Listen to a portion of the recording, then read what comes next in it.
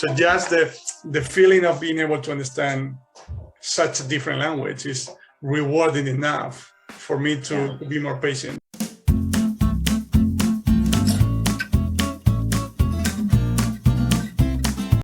So I spent, I don't know, 2 or 3 months. I have no idea how long it was. Like I wasn't tracking at all. A fair amount of time following his suggestions or recommendations from the book and memorizing individual words using flashcards. Mm-hmm. After a while of that, I was like, this is going nowhere. And so one of the things he suggested doing was going and taking those words and going to Italki and getting a tutor and putting them in sentences and then memorizing the sentences with flashcards. I was like, okay, I can try that. And it was kind of like, yeah, it was no better than just learning individual words. Maybe a little bit, but it wasn't really getting me anywhere. And at one point, I was like watching all of the polyglot videos on the internet and feeling more and more depressed about how terrible I was and how impossible everything. So important. We'll get into that later, but that's so important. Yeah. Yeah. I was feeling so bad until I came across a video by a guy named Brown. He's at the University of some university in Orange County, I think. That video about acquire a language, don't learn it. Not learn it, yeah. And so he goes into TPRS, he goes into TPR, and basically like he interviews Krashen. And there I was like, oh, I see. So I stopped the flashcards, I stopped trying to memorize. And I brought pictures to an Italki tutor. Actually, I tried 25 different Italki tutors because most Italki tutors will still try to teach you grammar, no matter what you do. But I found an Italki tutor that was absolutely adorable, spoke almost no English, and was totally happy to just describe pictures to me. Right. And the language just started unlocking in my brain super quickly. And very like colloquial, casual, not intimate, not like intimate close friends Korean, but the little exclamations and the things, the way that you have a normal conversation, and it was super fun.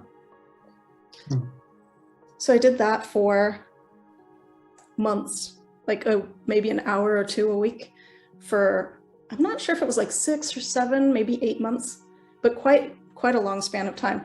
And over that time, I was clearly always making a little bit of progress. And so I got more and more motivated to like actually learn it. And then one day I came across, I kept searching comprehensible input Korean on YouTube or anywhere and found basically nothing. And so eventually I found a video by Matt versus Japan. And it was something like, you don't need or can you use incomprehensible input? Okay. And his argument was kind of like, if there's something you understand, even if it's not a lot, that's enough to start, like it plants a seed and it'll start growing from there. And so if you just get lots and lots and lots, and he also recommends using flashcards, but if you just do it a lot, it'll work. And, the proof being in the pudding, it's what he did for like 5 years. He just went super mass immersion on Japanese and got really good results. So I was like, I can do that. There's a pandemic on. This was right at the start of the pandemic. I was like, I can watch Korean dramas with no subtitles. I have the time. Totally fine. Yeah. So I did for about 2,000 hours.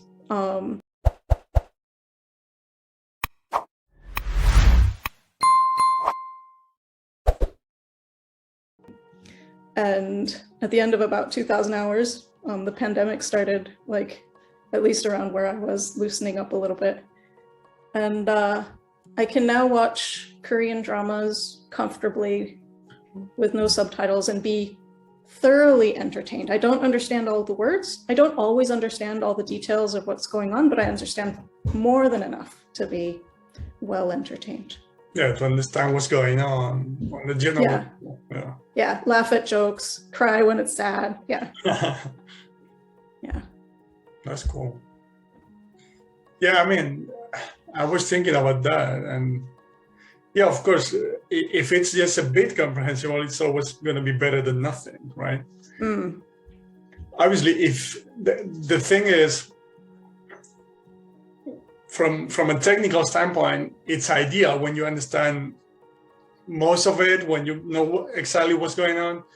Yeah. The problem is the resources you can consume in order to understand 90% or most of what's going on, especially when you're starting out with a language, or cartoons, comic books, like really simple things that I love them as a sort of transition resource, but obviously as an adult, it's not the thing I look forward to watching every single day. Yeah, I couldn't watch cartoons. I totally get where you're coming from. Like, even if instead of 90%, you're getting 50 and not exactly understanding everything that's going on, but still a series that you're really looking forward to getting home and, just watching for half an hour. I get that. Yeah. So it might not be the most efficient way as opposed to the other one, but because of your motivation, it actually may be the most efficient, Yeah, it's a trade-off, right? If you can find things that are more comprehensible, but you don't care, it's probably not going to be very efficient. Whereas if it's less comprehensible, but you do care, it'll at least keep you in front of the screen long enough to get some comprehensible input. Right, and it doesn't feel like a chore or like you're learning, like you said, like it didn't feel like learning. So, I get that. Like, it also depends on the language. Like I, as a native Spanish speaker, when I started with Italian, I was okay with cartoons and things like that because I knew that pretty soon I was going to be able to understand, documentaries or even series. Like that was pretty quick when I got to a point in which I could understand series in Italian with no subtitles. Yeah. Of course, people listening to this know already, but we're talking about listening, not speaking, obviously. Oh yeah, I don't speak Korean. Right. But the thing is, I forgot what I was going to say. Sorry. Yeah, that Italian. So if it's another Korean for you, it's going to be tougher because you can start watching cartoons that you might be able to understand. But if you have to watch cartoons for a year in order to get to that point in which you start being able to consume resources that you're truly interested in, it's a long period. It's a long period. Yeah. I skipped cartoons. I skipped web dramas. I just couldn't bear the bad acting and the bad sound quality. I just couldn't do it. So I skipped that. A lot of people really love the web dramas though, because they are simpler. The stories are really repetitive. Yeah.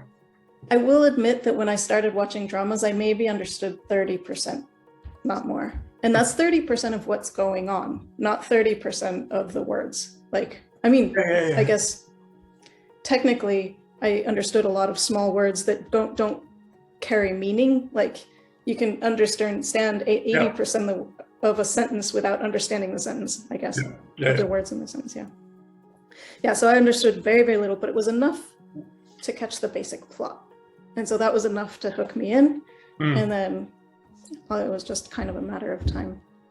Yeah, and you were enjoying it. So again, even if it's not the most efficient way from a technical standpoint, again, it doesn't feel like learning. So you're willing to go on with it, right? Yeah. It just, that's important. That happened to me with Polish, for example. Like I could really understand cartoons. I could understand simple things like that. But every time I was trying to get to the next level and understand more complex resources, I felt like I wasn't really understanding what was going on. So there was like a plateau there that was a bit frustrating, sorry. but eventually I got there. I mean, I think I'm more patient than most people because I'm super passionate about the whole process overall.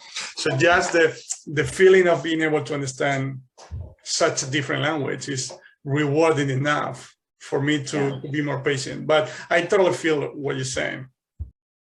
Thanks for watching. And if you want to enjoy the full interview with Katrina, in which we talked about different tips, ideas, resources, and keys for language acquisition, and in which she explained how she learned Korean with no study at all, you can find it here.